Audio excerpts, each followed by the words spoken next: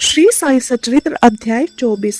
अनंत कोटि ब्रह्मांड नायक राजाधिराज योगी राज पर ब्रह्म सच्चिदानंद सतगुरु साईनाथ महाराज की जय। अध्याय शुरू करते हैं। विगत जन्म के कर्म फल। यह एक सामान्य सा नियम है कि विगत जन्मों के शुभ कर्मों के फल स्वरूप ही हमें संतों का सानिध्य और उनकी प्रकृति कृपा प्राप्त होती है। उदाहरणार्थ हेमाड़ पंत अनेक वर्षों तक मुंबई के उपनगर बांद्रा के स्थानीय न्यायाधीश रहे। पीर मौलाना नामक एक मुस्लिम संत भी वहीं निवास करते थे। उनके दर्शनार्थ अनेक हिंदू, पारसी और अन्य धर्मावलंबी वहां जाया करते थे। उनके मुजावर ने हेमाड़ पंत से भी उनके दर्शन करने के लिए बहुत आग्रह किया, परंतु किसी न किसी कारणवश उनकी भेंट उनसे न हो सकी। अनेक वर्षों के उपरांत जब उनका शुभ काल आया तब वे शिरडी पहुंचे और बाबा के दरबार में जाकर स्थायी रूप से सम्मिलित हो गए। भाग्यहीनों को संत समागम की प्राप्ति कैसे हो सकती है? केवल वे ही सौभाग्यशाली हैं जिन्हें ऐसा अवसर सुलभ हो। संतों द्वारा लोक शिक्षा का कार्य काफी समय से ही इस विश्व में संपादित होता आया है। अनेकों संत भिन्न भिन्न स्थानों पर किसी निश्चय उद्देश्य की प्राप्ति के लिए स्वयं प्रकट होते हैं। यद्यपि उनका कार्यस्थल भिन्न होता है, परंतु वे सब पूर्णतः एक ही हैं। वे सब उस सर्वशक्तिमान परमेश्वर की संचालन शक्ति के अंतर्गत एक ही लहर में कार्य करते हैं। उन्हें प्रत्येक के कार्य पर परस्पर ज्ञान रहता है और आवश्यकता अनुसार वे परस्पर पूर्ति भी करते हैं। V.H. ठाकुर का मार्ग निर्देशन। V.H. ठाकुर रेवेन्यू विभाग में एक कर्मचारी थे। वे एक समय भूमि मापक दल के साथ कार्य करते हुए बेलगांव के समीप बड़गांव पहुंचे। वहां उन्होंने एक कानड़ी संत पुरुष के दर्शन कर उनकी चरण वंदना की। वे अपने भक्तों को निश्चल दासकृत विचार सागर नामक ग्रंथ, जो वेदांत के विषय में है, का भावार्थ समझा रहे थे। जब श्री ठाकुर उनसे विदाई लेने लगे तो उन्होंने कहा कि तुम्हें इस ग्रंथ का अध्ययन अवश्य करना चाहिए और ऐसा करने से तुम्हारी इच्छाएं पूर्ण हो जाएंगी, तथा जब कालांतर में तुम उत्तर दिशा में जाओगे तो सौभाग्यवश तुम्हारी एक महान संत से भेंट होगी, जो मार्गदर्शन कर तुम्हारे हृदय को शांति और सुख प्रदान करेंगे। बाद में उनका स्थानांतरण जुन्नर में हो गया, जहाँ नाणे था घाट पार करके जाना पड़ता था। यह घाट अधिक गहरा और पार करने में बड़ा कठिन था, इसलिए उन्हें भैंसे की सवारी करके घाट पार करना पड़ा, जो उन्हें अधिक असुविधाजनक तथा कष्टप्रद प्रतीत हुआ। इसके पश्चात उनका स्थानांतरण कल्याण में एक उच्च पद पर हो गया और वहां उनका नाना साहेब चांदोरकर से परिचय हुआ। उनके द्वारा उन्हें श्री साईं बाबा के संबंध में बहुत कुछ ज्ञात हुआ और उनके दर्शन की तीव्र उत्कंठा हुई। दूसरे दिन ही नाना साहेब शिरडी प्रस्थान कर रहे थे। उन्होंने श्री ठाकुर से भी अपने साथ चलने का आग्रह किया। थाने के दीवानी न्यायालय में एक मुकदमे के संबंध में उनकी उपस्थिति आवश्यक होने के कारण वे उनके साथ नहीं जा सके। इस कारण नाना साहेब अकेले ही रवाना हो गए। थाने पहुंचने पर मुकदमे की तारीख आगे के लिए बढ़ गई, इसलिए उन्हें नाना साहेब का साथ न देने पर पछतावा हुआ। फिर वे शिरडी पहुंचे, तब वहां उन्हें ज्ञात हुआ कि नाना साहेब पिछले दिन ही यहाँ से चले गए हैं।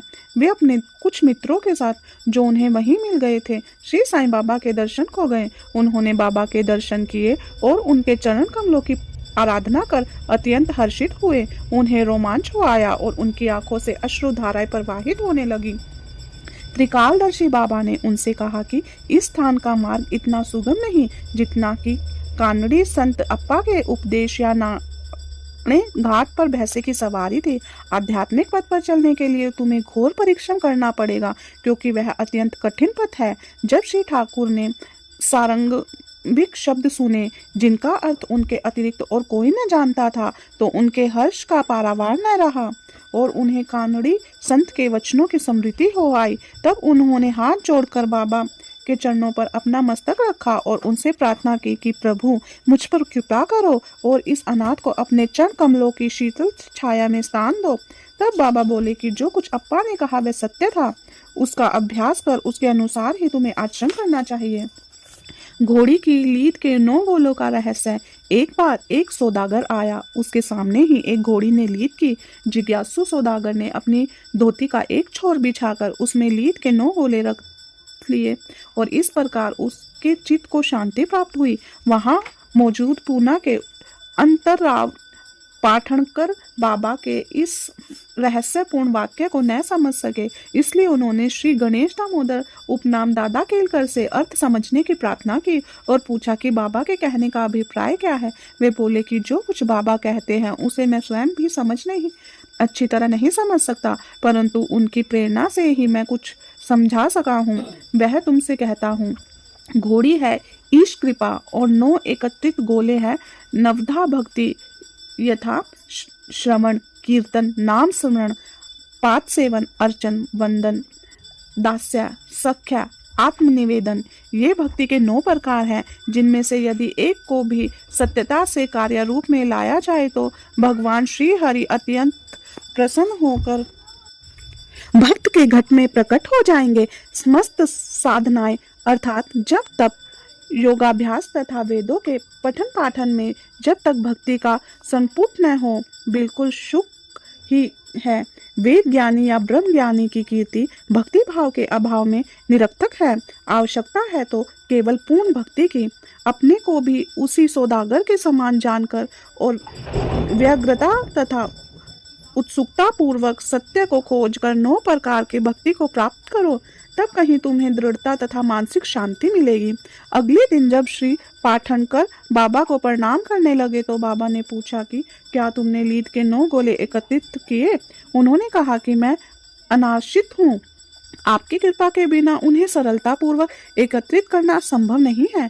बाबा ने उन्हें आशीर्वाद देकर सांत्वना दी कि तुम्हें सुख और शांति प्राप्त होगी, जिसे सुनकर श्री पाठनकर को बड़ी प्रसन्नता हुई। पंढरपुर के वकील को शिक्षा। एक बार पंढरपुर से एक वकील शिरडी आए। उन्होंने बाबा के दर्शन कर उन्हें प्रणाम किया तथा कुछ दक्षिणा भेंट करके एक कोने में बैठ वार्तालाप सुनने लगे। बाबा उनकी ओर देखकर कहने लगे कि लोग कितने द्रुत हैं, जो यहाँ आकर चरणों पर गिरते हैं और दक्षिणा देते हैं, परंतु पीठ पीछे गालियां देते रहते हैं। कितने आश्चर्य की बात है ना। यह पगड़ी वकील के सिर पर ठीक बैठी और उन्हें वह पगड़ी पहननी पड़ी। कोई भी इन शब्दों का अर्थ न समझ सका, परंतु वकील साहब इसका गूढ़ार्थ समझ गए। फिर भी वे सिर झुकाकर बैठे ही रहे। वाड़े लौटकर वकील साहब ने काका साहेब दीक्षित को बताया कि बाबा ने जो कुछ उदाहरण दिया वह मेरी ही और लक्ष्य कर कहा गया था, वह सत्य है। यह केवल चेतावनी ही थी कि जो मुझे किसी की निंदा नहीं करनी चाहिए। ओम साई राम, जय साई राम। साईं बाबा आपकी सभी मनोकामना पूर्ण करे। धन्यवाद।